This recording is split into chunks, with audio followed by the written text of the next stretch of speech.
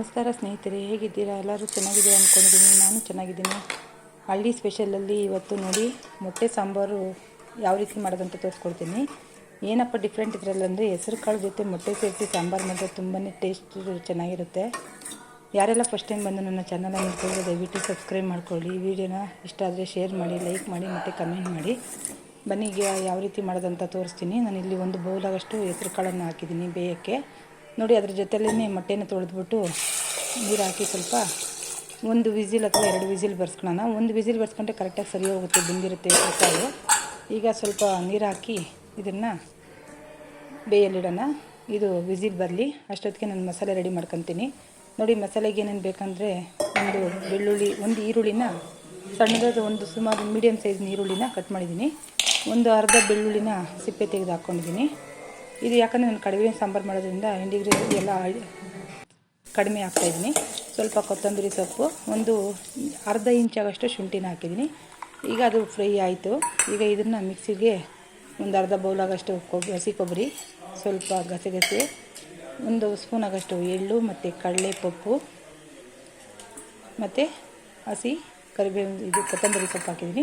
ಸ್ವಲ್ಪ ಗೋಳಸೆಲ್ಲ ಹಾಕಿದ್ದೀನಿ ಮತ್ತು ಸ್ವಲ್ಪ ಹಸಿದು ಹಾಕಿದ್ದೀನಿ. ಇಲ್ಲಿ ಒಂದು 4 ರಿಂದ 5 ಚಕ್ಕೆ ಲವಂಗ ಹಾಕಿದ್ದೀನಿ, ಸ್ವಲ್ಪ ಚಕ್ಕೆ ಹಾಕಿದ್ದೀನಿ.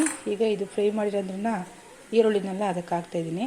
ಮತ್ತು ನೋಡಿ, ಇದಕ್ಕೆ ಒಂದು ಅರ್ಧ ಸ್ಪೂನಾಗಷ್ಟು ಅರಿಶಿನ ಸೇರಿಸ್ತಾಯಿದ್ದೀನಿ. ನೋಡಿ, 1 ಸ್ಪೂನಾಗಷ್ಟು ಮೀಡಿಯಮ್ ಸೈಜು ಟೀ ಸ್ಪೂನಾಗಷ್ಟು ಧನಿಯಾ ಪೌಡರ್ ಸೇರಿಸ್ತಾಯಿದ್ದೀನಿ.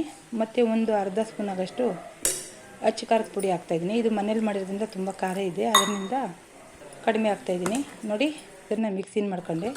ಈಗ ಮೊಟ್ಟೆನೂ ಒಂದು ವಿಸಿಲ್ ಬಂತು, ಕರೆಕ್ಟಾಗಿ ಬೆಂದಿದೆ. ನೋಡಿ, ಈ ಥರ ಬೇಯಿಸ್ಕೊಳೋದ್ರಿಂದ ಮೊಟ್ಟೆ ಸಪ್ರೇಟು ಹೆಸರು ಕಾಳು ಸಪ್ರೇಟು ಬೇಯಿಸೋ ಬದಲು ಒಂದೇ ಟೈಮಲ್ಲಿ ನೋಡಿ ಹೆಸರು ಕಾಳು ಜೊತೆ ಹಾಕಿದ್ರೆ ಒಂದೇ ಸರಿ ಬೇಯುತ್ತೆ, ಗ್ಯಾಸು ಉಳಿತಾಯ ಆಗುತ್ತೆ. ಮತ್ತು ನೋಡಿ, ಈಗ ಮಸಾಲೆ ಎಲ್ಲ ರೆಡಿಯಾಗಿದೆ.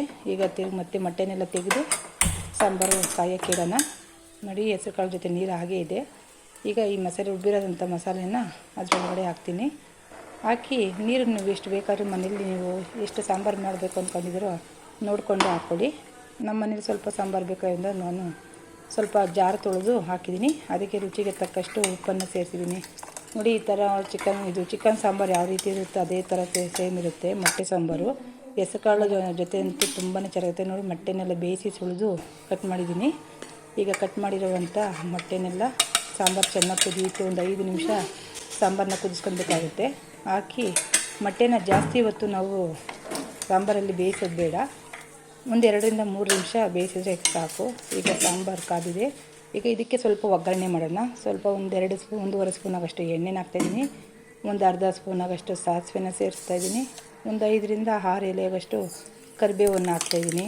ನೋಡಿ, ಈ ಥರ ಮಾಡಿ ಒಂದ್ಸರಿ ತಿಂದು ನೋಡಿ, ತುಂಬ ಚೆನ್ನಾಗಿರುತ್ತೆ ಟೇಸ್ಟು. ಯಾವ ರೀತಿ ಇತ್ತು ಅಂತ ನನಗೆ ಕಮೆಂಟ್ ಮಾಡೋದು ಮಾತ್ರ ಮರಿಬೇಡಿ.